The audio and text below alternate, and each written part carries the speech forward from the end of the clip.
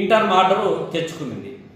అది శాశ్వతమైనటువంటి ఆర్డర్ ఏం కాదు, కానీ శాశ్వతమైనటువంటి ఆర్డరు దాన్ని బూచిగా చూపెట్టి ఈ పన్నులకు సంబంధించినటువంటి దాన్నే బేస్ చేసుకొని చారిటీస్కు సంబంధించినటువంటి వాళ్ళు ఎండోమెంట్ వాళ్ళతో ఆమోదం పొంది ఎండోమెంటు చారిటీ కలిసి ఓపెన్ యాక్షన్ పిలిస్తే అందులో కడప నగరపాలక సంస్థలో ఉన్నటువంటి కార్పొరేటర్స్ అనబడేటువంటి ఎవరైతే ఉన్నారో ఇంతకుముందు వైసీపీ ఇప్పుడు టీడీపీలో చేరినటువంటి బాలకృష్ణారెడ్డి లాంటి వాళ్ళు కూడా ఈ చారిటీ పెట్టినటువంటి ఓపెన్ యాక్షన్లో పాల్గొని దాంట్లో టెండర్లు దక్కించుకోవడం జరిగింది.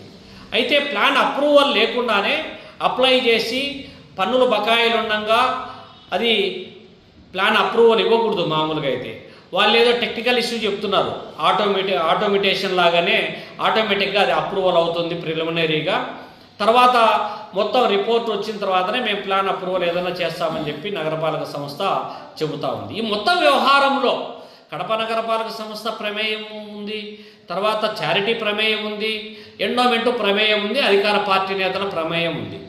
ఈ మొత్తం కూడబలుకొని అక్రమాలు జరిగినాయి. కడప నగరపాలక సంస్థకు చెల్లించాల్సినటువంటి 48,67,000 రూపాయలు ఎగ్గొట్టడానికి ఈ తతంగం అంతా అల్లినారనేటువంటిది ఆరోపణ చేస్తూ ఉన్నాం. ఇది అంతా పక్కన పెట్టి వాళ్ళు ఏం చెప్తున్నారంటే ఎవరైనా సరే యాక్షన్లో పాల్గొనేటువంటి హక్కు లేదా అని చెప్పి ఆయన కార్పొరేటర్ బాలకృష్ణారెడ్డి ప్రెస్ మీట్ పెట్టి చెప్తా ఉన్నారు.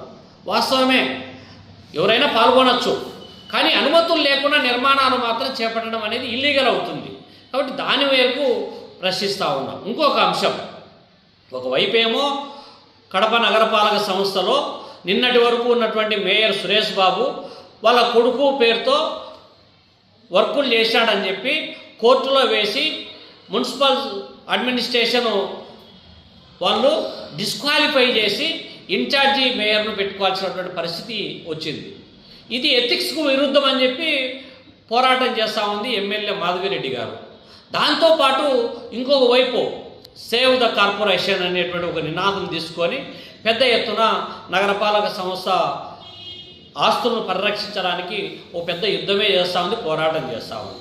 కానీ వైసీపీ నుంచి వచ్చినటువంటి కార్పొరేటర్లు ఎవరైతే ఉన్నారో బాలకృష్ణారెడ్డి లాంటి వాళ్ళు ఇంకొకరు వీళ్ళు కార్పొరేషన్కు రావాల్సినటువంటి ఆదాయాన్ని గండికొట్టి యాక్షన్ వేసినటువంటి చారిటీస్ దాంట్లో యాక్షన్లో పాల్గొనడం అంటే నగరపాలక సంస్థ ఆదాయాన్ని గండి కొట్టడమే కదా. ఇది ఎథిక్స్కు విరుద్ధం కాదా? కడప నగరపాలక సంస్థ ఆదాయాన్ని కాపాడాలి మీరు.